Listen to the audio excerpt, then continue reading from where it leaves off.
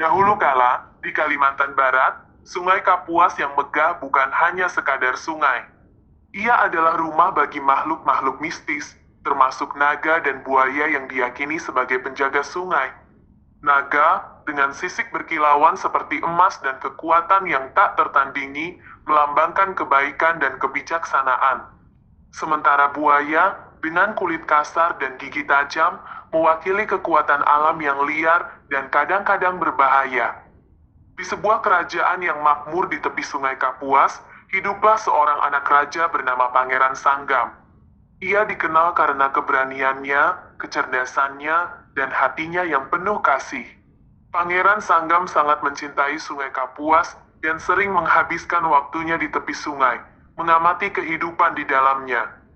Suatu hari, Pangeran Sanggam mendengar kabar bahwa Sungai Kapuas mulai mengering.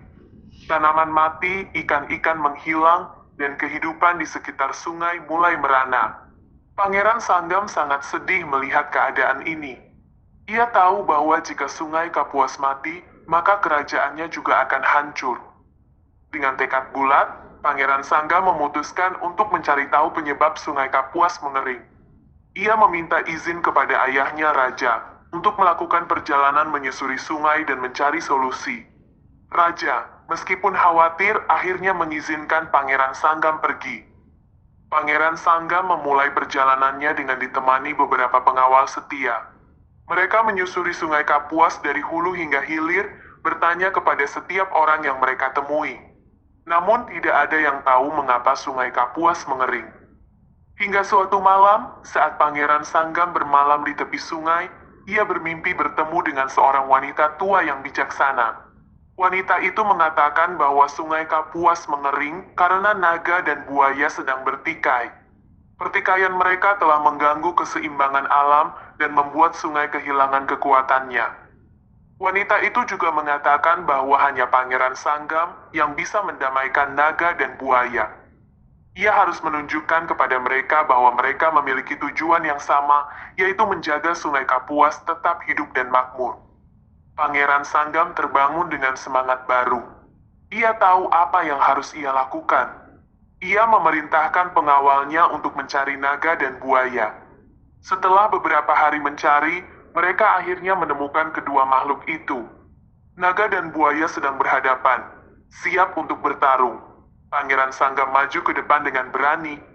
Ia berbicara kepada naga dan buaya dengan suara yang tenang dan penuh hormat. Ia menceritakan tentang penderitaan rakyatnya, tentang bagaimana Sungai Kapuas yang mengering telah menghancurkan kehidupan mereka.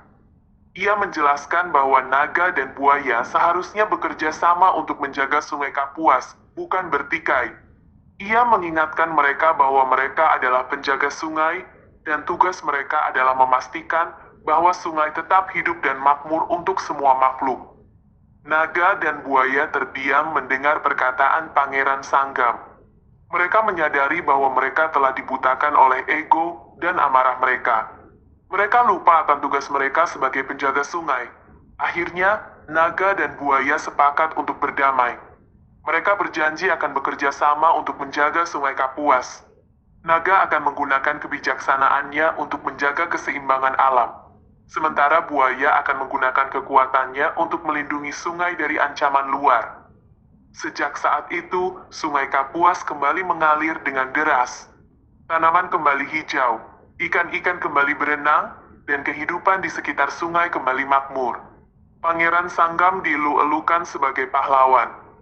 Legenda tentang naga dan buaya di Sungai Kapuas terus diceritakan dari generasi ke generasi. Kisah ini menjadi pengingat tentang pentingnya keseimbangan alam, kerjasama, dan kebijaksanaan. Dan Sungai Kapuas, dengan naga dan buaya sebagai penjaganya, tetap menjadi bagian tak terpisahkan dari warisan budaya Kalimantan Barat.